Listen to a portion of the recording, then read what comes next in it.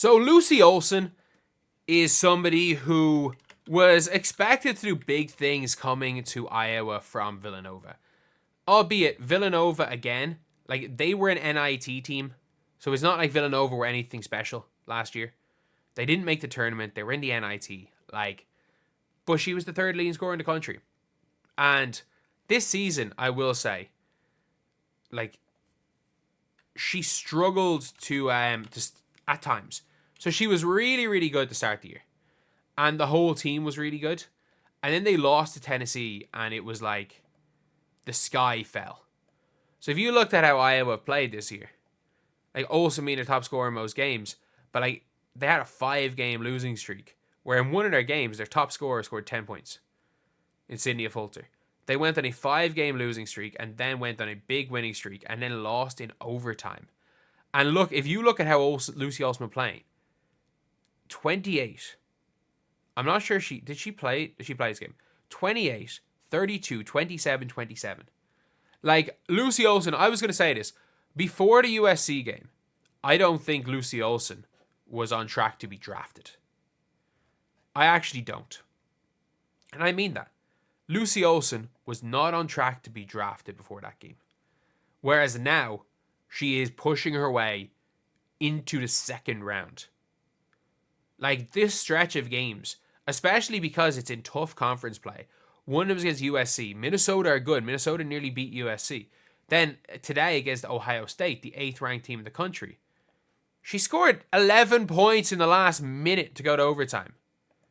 Lucy Olson, and it's just her ability to shoot the ball from mid is scary. Obviously getting to the line. She is putting that game to overtime down the stretch. But if she just figures out how to shoot the 3 ball. That's all she has to do. All she has to do is learn how to shoot the 3 ball. You're looking here. They were down by 7 points with 30 seconds to go. Lucy Olson gets the ball, and she actually does shoot the 3 ball. Off the dribble, pump fake, bang. This is freaking T-Mac type shit. This is T-Mac. That's what she's doing. She did the freaking T-Mac. Yes, the team lost in overtime. Yes. It is unfortunate the team lost in overtime. But Lucy Olson has her averages up to 17 points per game. Her field goal percentage is solid considering the type of shots she shoots. She was down in the 14 points per game a couple of games ago. Her 3-point percentage, in fairness, is up at 33. It was sub 30 a few games ago. And you're looking here. She's been hitting her shots. She had 27 in a close game against Rutgers. Again, Rutgers, it's 12-point game. Rutgers aren't bad. Rutgers are not a bad team at all.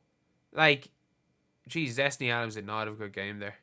But, no Keomi McMiller, but still, Lucy Olson has played her way. She has played her way into second round pick conversations. I said this where I'm there is no way at all that there's no way at all that that Lucy Olson is drafted is not there at 19-20. There is a possibility Lucy Olson is taken before it gets to the Fever. Obviously, the Fever aren't going to take Lucy Olson. They can't put her on the roster because, 1, they don't need a backup 1-2. 2, they don't have the cap space to take her, so they're going to have to take players from overseas. But still, for me, she was I thought people were oh, is she going to be there at 19, or should the Fever take her? And I was 1, I don't think the Fever are going to take her. 2, she's obviously going to be there at 19. Take her with a 3rd round. But she literally might not be there in the 3rd round. She might not be there in the 3rd round. She might not be there at 19. And I can't believe I'm saying this for somebody that I thought was not going to get drafted 5 games ago. And so many people are and by the way, the people that were saying a lot of people were saying Lucy Olson 1st round. These were not Iowa fans. These were people that watched 2 Iowa games and just thought that because she replaced Caitlin Clark at Iowa, she was a 1st round pick. There is no way in hell Lucy Olsen's a first round pick. But she might be a second rounder. She really might be. And Iowa are getting better. Like, they're getting better and better and better. And it was like something kind of just clicked in that USC game for her. And by the way, I'm not saying she couldn't somehow play her way into being a high second round, late first round pick. She actually could. In her defense, she actually could play her way into that.